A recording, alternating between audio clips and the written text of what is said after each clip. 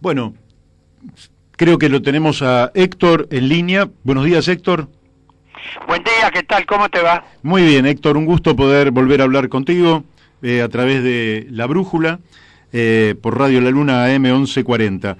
Héctor, mi primera pregunta transita porque justamente en este instante se está desarrollando el juicio oral en el cual está involucrada la expresidenta Cristina Fernández de Kirchner, y quería tener por lo menos una opinión sobre este juicio, porque evidentemente hay dos opiniones que hoy manifiestan la grieta. Unos hablan de la corrupción K y otros hablan de persecución política. ¿Qué mirada tenés vos? Bueno, que efectivamente existieron hechos de corrupción durante el gobierno anterior.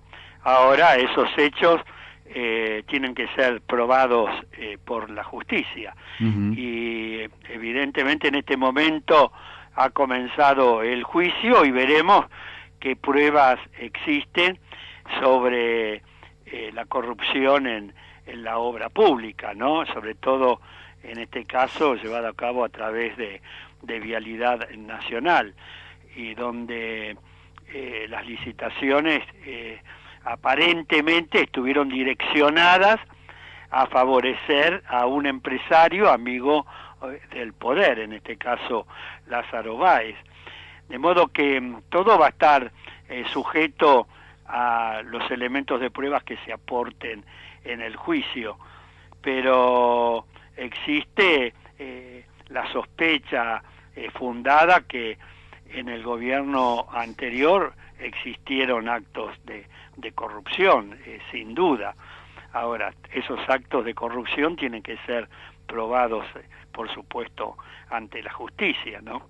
Ahora, vos pensarías entonces que no sería, justamente, no se trataría de una persecución política, sino que tendría fundamento en la realidad, es decir, que aquí evidentemente ha habido un traslado de fondos desde el erario público a privados, y esos privados estaban estrechamente vinculados con el poder anterior.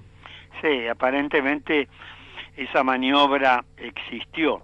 Ahora, que este juicio se lleve a cabo precisamente en un proceso electoral donde la propia acusada sea una de las candidatas a ocupar uno de los cargos más importantes del país, bueno, también eso abre un compás de sospecha, ¿no?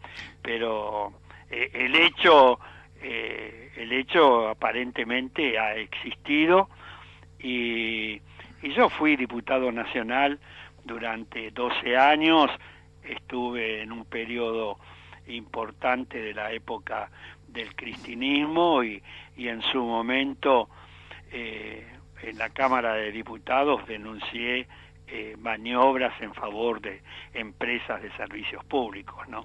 Claro.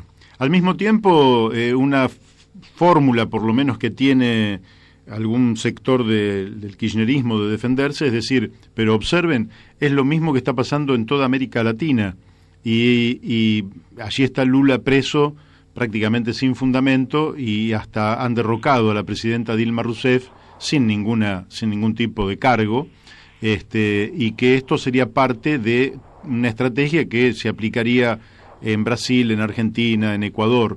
¿Vos qué dirías respecto de esto? Que efectivamente existe esos procesos con distintos presidentes de América Latina, pero que los casos no son exactamente iguales, ¿no? Uh-huh. No es igual la situación de Lula que la de Cristina, y no es la situación de otros presidentes. Cada uno tiene sus propias particularidades, como también la tiene el propio gobierno actual. El día que este gobierno deje de serlo, van a aparecer también las denuncias de actos de corrupción. Por ejemplo, ya que estamos hablando de Vialidad Nacional, el coordinador de licitaciones de Vialidad Nacional fue director suplente de Autopistas del Sol, ¿no? Uh-huh. Roger Boto. Uh-huh. Entonces, coordinador, el que es coordinador de licitaciones hoy de Vialidad Nacional, fue director suplente, reitero, de Autopistas del Sol. Y aquí hay un conflicto de intereses bien claro, y nadie lo señala. La Oficina Anticorrupción mira para el costado.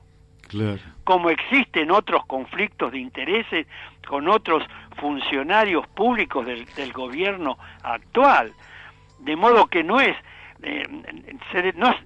que en este gobierno existan funcionarios impolutos, donde la mayoría de los funcionarios del actual Poder Ejecutivo Nacional, comenzando por el presidente de la República, tienen fondos propios en paraísos fiscales para eludir el pago de impuestos en la República Argentina. Así es. Eso es también una verdadera vergüenza, y yo estoy seguro que cuando dejen de ser gobierno aparecerán las acusaciones contra muchos de los funcionarios públicos del gobierno actual. Claro, como fue el caso de Juan José Aranguren, que fue durante 30 años gerente de Shell y pasó al Ministerio de Energía y Minería, prácticamente sin que en el medio hubiera un tiempo, un periodo en el cual pudiera desvincular los intereses privados de los públicos. Pero lo de Aranguren es peor aún, porque Aranguren fue presidente de una de las principales petroleras del mundo, la Shell, y accionista. Claro. De la Shell, y fue designado ministro de Energía de la Nación, y es el que tomó la resolución que a partir del 1 de octubre del año 2017 queda libre el precio de los combustibles en la República Argentina, medida que aún hoy existe, está en vigencia y tiene como objetivo claro, bien definido, favorecer a las empresas petroleras, pero al mismo tiempo está perjudicando a 44 millones de argentinos, o como el caso del expresidente de Metrogas y presidente y accionista de 7 empresas del gas, ¿no? Y al mismo tiempo fue designado interventor del Enargas, que es el organismo encargado de controlar a la empresa de gas. Y esta denuncia, Consumidores Libres, la llevó a la justicia, donde nos acompañó Margarita Stolbizer.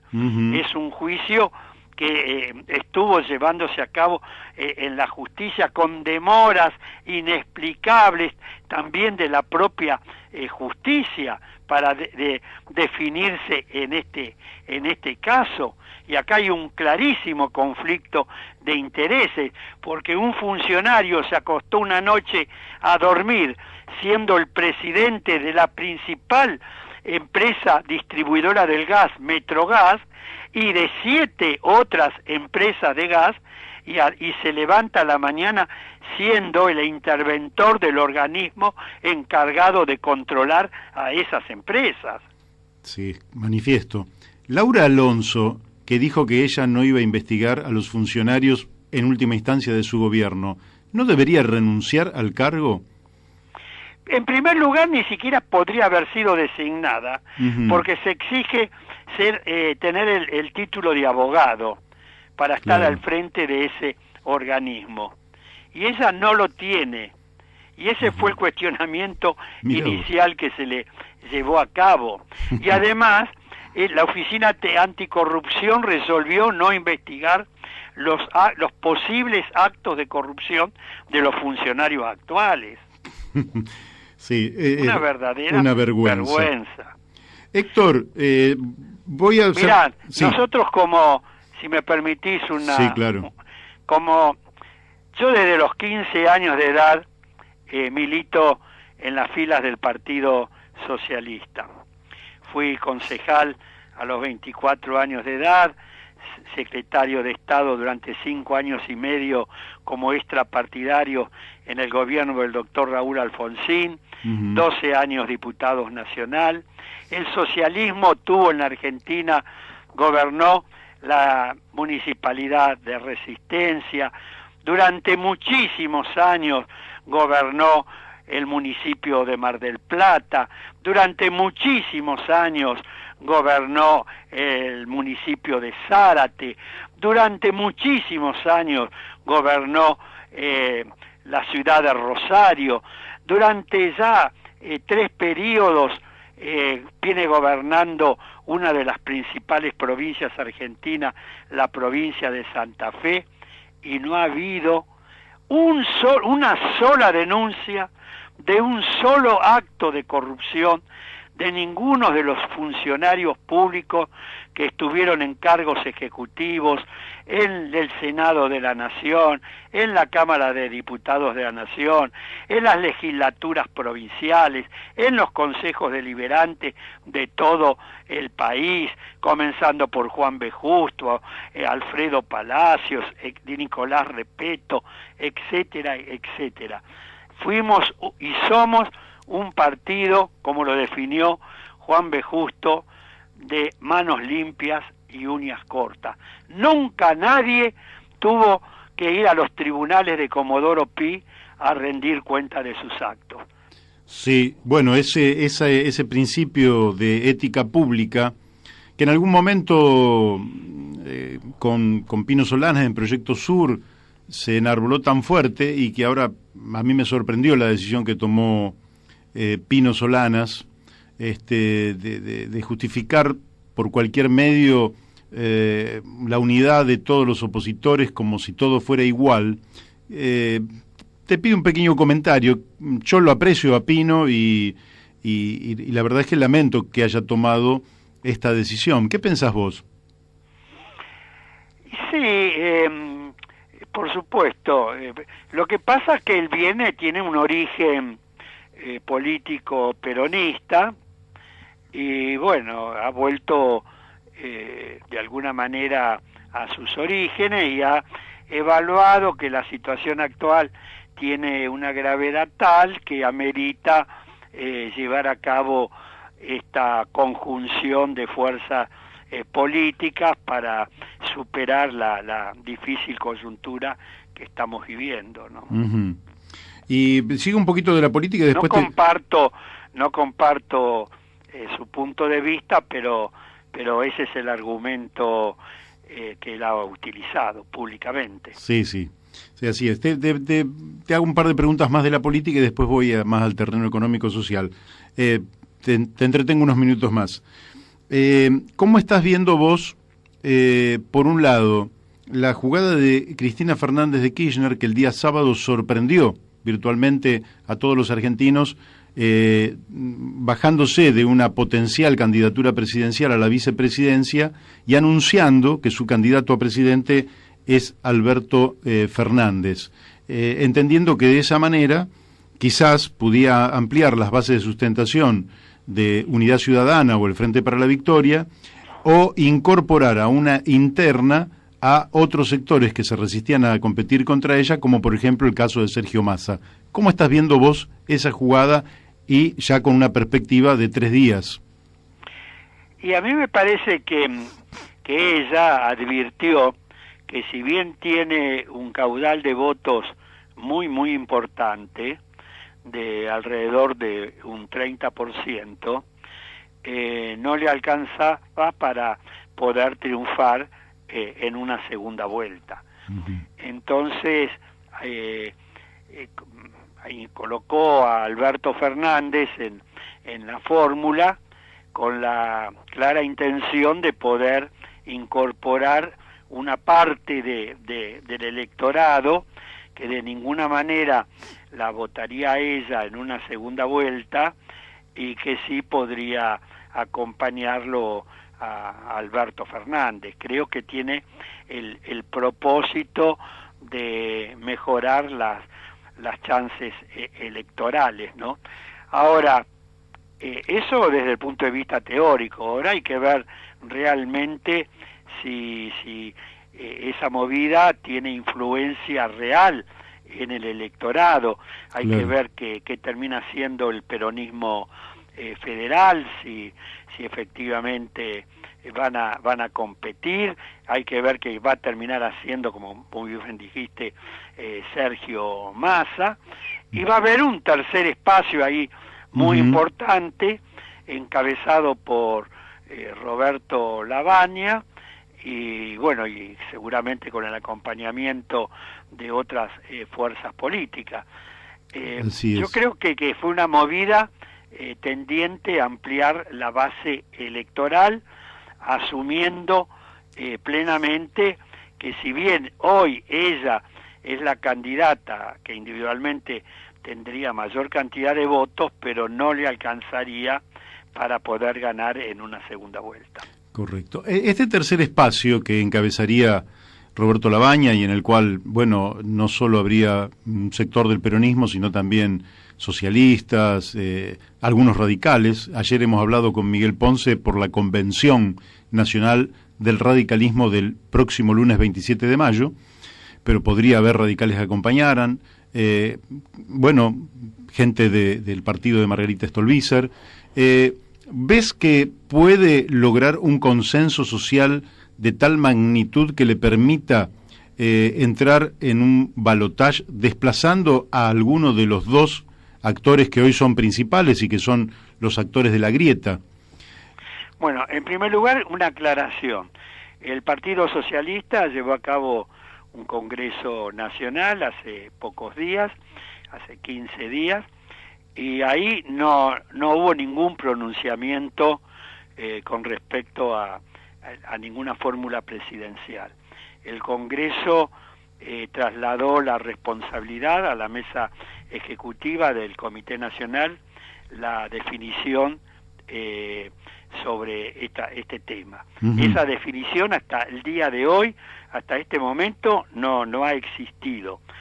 Hay reuniones, hay gestiones de dirigentes muy importantes, entre ellos el gobernador de la provincia de Santa Fe, promoviendo la candidatura de Miguel Lifchis.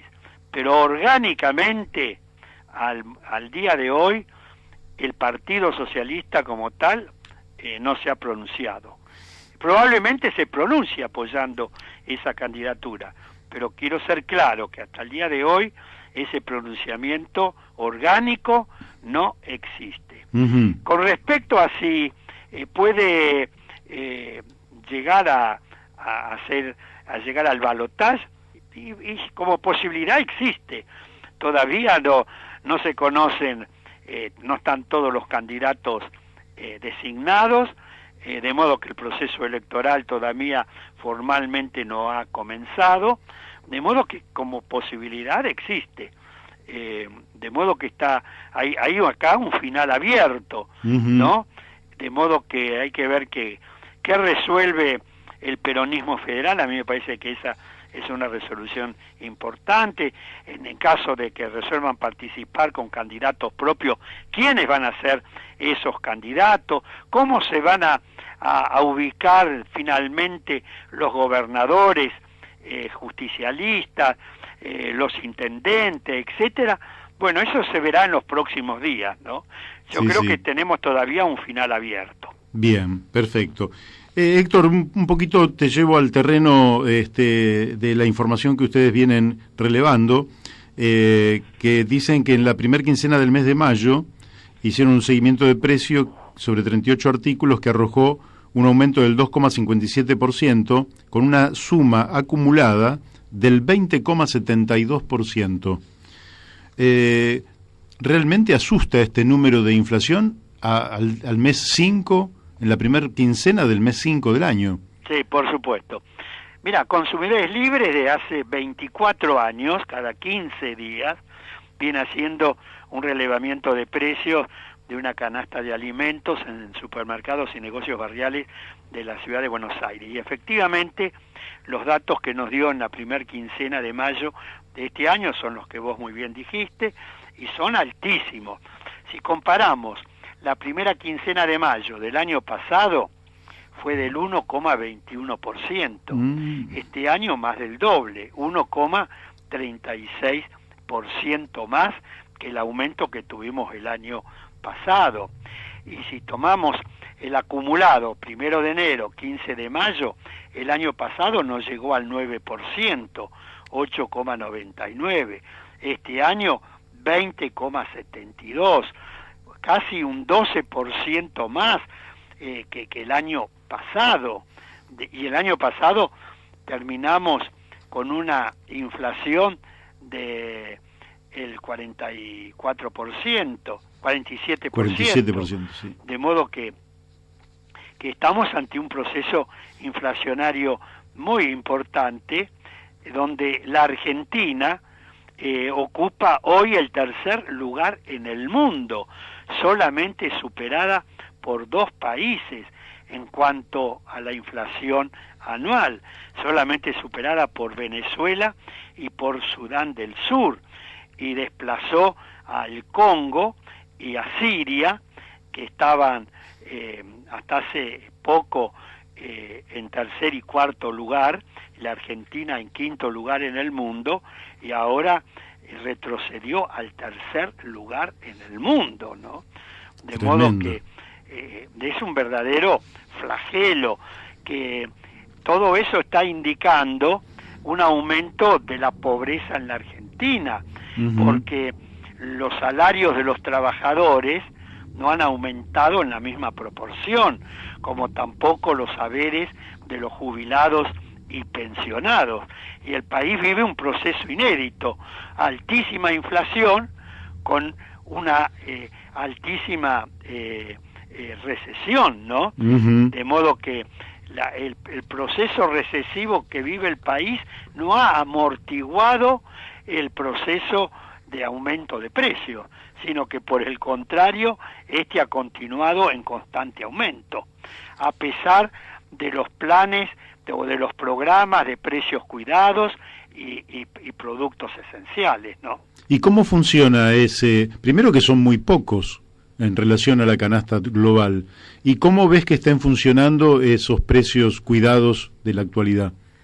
Bueno, ha mejorado el funcionamiento en los últimos días, hay mayores controles por parte del Poder Ejecutivo Nacional, pero lo mismo, tienen serias falencias. Por ejemplo, los productos esenciales son 64, pero en esos 64 productos no está ni la carne de pollo, ni la carne de cerdo, ni el pescado, ni las frutas, ni las verduras. Y en cuanto a la carne vacuna, solamente hay 3 cortes, el asado, el vacío y el matambre, a 149 pesos el kilo, pero hay que ir a comprarlo al mercado central de Buenos Aires, y en la ciudad de Buenos Aires, por ejemplo, los frigoríficos exportadores abrieron solamente 4 bocas de expendio que están ubicadas, una en Núñez, 2 en Belgrano y una en Chacarita. Están todas ubicadas en la zona norte de la ciudad de Buenos Aires. No hay ninguna boca de expendio de la carne vacuna a estos valores en la zona sur de la ciudad, donde están en su inmensa mayoría los sectores sociales de más bajos ingresos e incluso las villas de emergencia. Si quieren comprar la carne vacuna, es decir, el asado, el vacío o el matambre a 149 pesos el kilo, tienen que viajar a la zona norte de la ciudad de Buenos Aires o a el mercado central de Buenos Aires. Y en el interior del país, los frigoríficos exportadores abrieron muy, pero muy pocas bocas de expendio de la carne vacuna.